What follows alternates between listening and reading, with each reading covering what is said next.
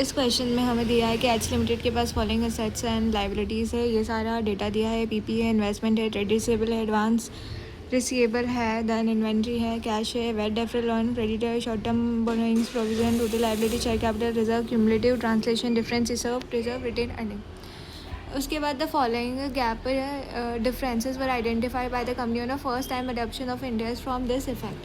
ठीक है, तो हमें ये सब दिया है कि फर्स्ट टाइम अडॉप्ट कर रहे हैं हम first time adopt of Ind AS with the effect of 1 April 2001 से। In relation to this PP the following adjustment. अब क्या बोल रखा है कि जो पीपी है 4,50,000 उसे क्लासीफाई कर दिया इन्वेस्टमेंट प्रॉपर्टी। तो इंडेस में एएस में ऐसा कुछ नहीं होता था, इंडेस में अलग अलग है, तो हम अलग अलग सेपरेट कर लेंगे। तो हम सिंपली देखो पीपी और इन्वेस्टमेंट प्रॉपर्टी को अलग कर देंगे।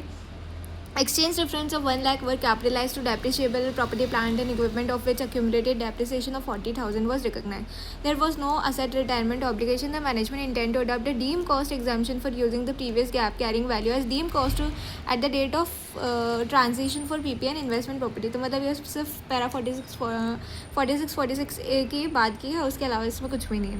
The company has made an investment in a S Limited subsidiary for 48 that will carry a fair value, जिसकी फेयर वैल्यू कितनी हो जाएगी 68 लाख। तो हमें investment in S limited simply fair value पे बताना होगा।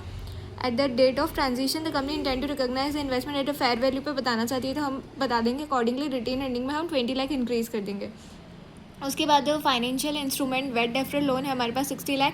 The VAT deferral loan of 60 lakh was obtain on 31 March 2001 for setting up a business in a backward region with the condition to create a certain defined target for employment of a local population of that region. The loan does not carry any interest and is repayable in full at the end of 5th year. In accordance with Ind AS 109, the discount factor on the loan is to be taken at 10% being the incremental borrowing rate. Accordingly, the fair value of the loan as on 31 March 2001 इतना होने वाला है। तो देखो हम simply क्या बताएंगे कि fair value of deferral loan बता देंगे। उसके बाद डेफर गवर्नमेंट ग्रांट बैलेंस जो होगा 60 इतना 37,25,528 का तो आपका वेट डेफरल लोन दिख जाएगा, और बचा हुआ जो रिमेनिंग है बचा हुआ डेफर्ड गवर्नमेंट ग्रांट दिख जाएगा 60 माइनस 37,25,528 करोगे तो आपको 22,74,472 से हम दिखा देंगे। The entity chooses to exercise the option given in the para of Ind AS 101. The entity chooses to apply the requirements of Ind AS 109 financial instrument and Ind AS 20 accounting for government grant and disclosure of government assistance. Disclosure of government assistance retrospectively as required. Information has been obtained at the time of initially accounting for VAT deferral loan. फिर retain earning है हमारे पास। अब हमारे पास है SOP reserve 20,000। The company as a granted 1,000 share option उसने grant किए थे, उसमें से 800 तो वेस्ट हो गए और बचे हुए जो है वो अनवेस्टेड है। अब उसके लिए वो क्या कर रही है, the company follow intrinsic value method for recognising the SOP recognise करी है सॉप चार्ज एंड रिकॉग्नाइज करी है 12,000 टूवर्ड द वेस्टेड ऑप्शन के लिए and 8,000 toward the unvested option के लिए। ESOP charge for corresponding reserve if fair value method has been followed in accordance with Ind AS 102 the corresponding charge would have been 15,000 and 9,000। तो wasted के लिए तो कितना दिखा रही है 15,000 और अनवेस्टेड के लिए जो है उसकी फेयर वैल्यू से बढ़ रही है 9,000। तो वेस्टेड में तो हमारे पास ऑप्शन होता है कि या तो हम उसे प्रीवियस गैप के अकॉर्डिंग कैरिंग अमाउंट पे दिखाएं या फिर हम उसे Ind AS 102 के अकॉर्डिंग दिखाएं और हम एग्जाम्पशन अवेल कर सकते हैं। बट अनवेस्टेड में हमारे पास कोई चॉइस नहीं होती, हमें फेयर वैल्यू पे दिखाना होता है।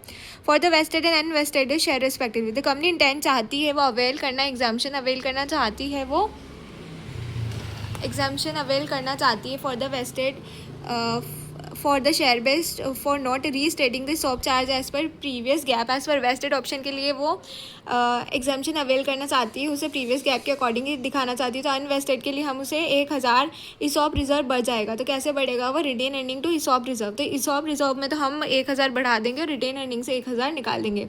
Cumulative translation difference of 1 lakh the company had a non integral foreign branch in accordance with Ind AS 11 and had recognized a balance of 1 lakh as a part of reserve on a first time adoption of Ind AS। Company intent avail करना चाहती है 101 exemption of resetting the cumulative translation difference to 0। अब वो चाहती है कि वो जो क्यूमुलेटिव ट्रांसलेशन डिफरेंस है उसे 0 करना चाहती है। तो अल्टीमेटली हम इसको तो 0 कर देंगे, हमारे पास ये जो foreign currency cumulative translation differences को 0 कर देंगे और रिटेन अर्निंग में डाल देंगे क्यूमुलेटिव ट्रांसलेशन डिफरेंस टू 0।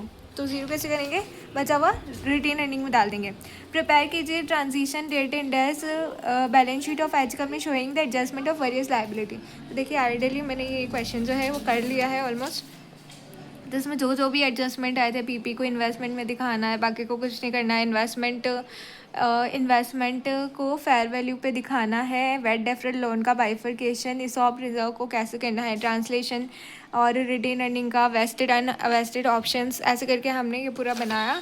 उसके बाद ये बैलेंस शीट बनानी है इंडेक्स के अकॉर्डिंग। पहले एसेट आएगा, फिर लाइबिलिटी आएगा। ये मेरे थोड़ा सीक्वेंस ऊपर नीचे जा रहा है कि जैसे शेयर कैपिटल मैंने नीचे डाल दिया, ये ऊपर आना चाहिए, बट वो उन्होंने ऐसे मतलब प्रॉपर सीक्वेंस में नहीं डाल रखा था, तो मैंने थोड़ा सा ऐसे ऊपर नीचे डाल दिया। बट आइडियली शेयर कैपिटल्स ये सब ऊपर आना चाहिए, फिर वही नॉन करंट लाइबिलिटी इसी ऑर्डर में आएगा और ऊपर भी इसी तरीके से।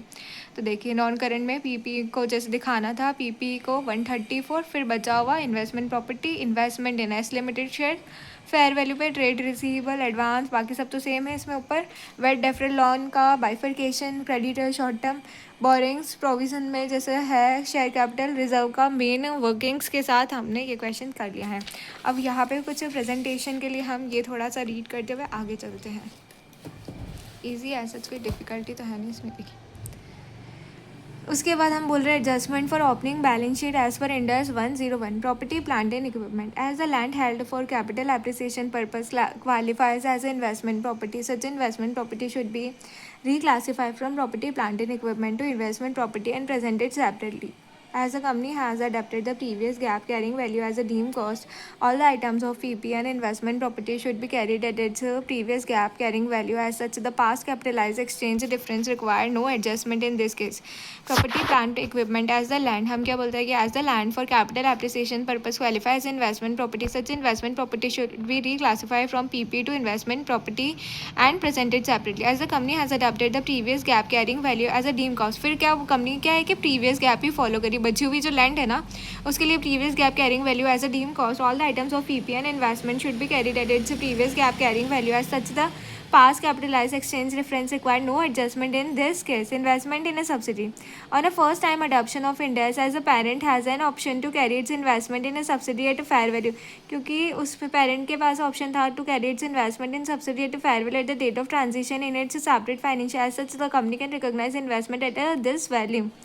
तो on the first time adoption of Ind AS, parent company के पास ऑप्शन होता है कि वो कैरी कर पाए, फर्स्ट टाइम अडॉप्ट करी होती तब, उसके बाद कि वो इन्वेस्टमेंट को दिखा पाए फेयर वैल्यू पे on the date of transition.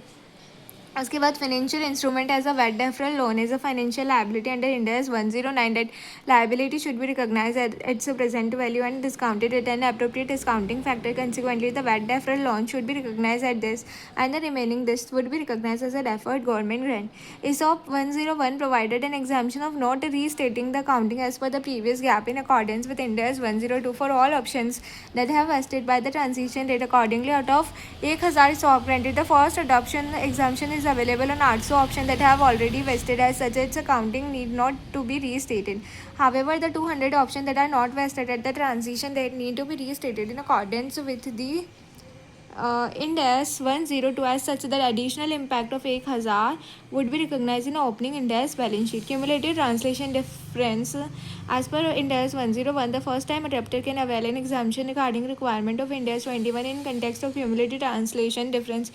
If a first time adapter uses this exemption, the cumulative translation difference for all foreign operations are deemed to be zero as the transition date. In that case, the balance is transferred to retain earning. As such, the balance 1 lakh should be transferred to retain earning. Increase in fair value of investment in a subsidiary, then ESOP reserve, then transfer to cumulative translation difference, and this will be increase in a retain earning. तो इस तरीके से हमारा आ गया। और उसके बाद हमने ये बैलेंस शीट बना दी। ये प्रॉपर फॉर्मेटिंग है, non current asset, then current asset, ठीक है, उसमें फाइनेंशियल एसेट और शेयर कैपिटल, इक्विटी में सारे रिजर्व, नॉन करेंट लाइबिलिटी में फाइनेंशियल लाइबिलिटी में VAT deferral loan, deferred government grant, current liability, financial liability और फिर trade payable, short term provision. तो इस तरीके से हमारा ये क्वेश्चन भी हो जाता है। करेक्ट।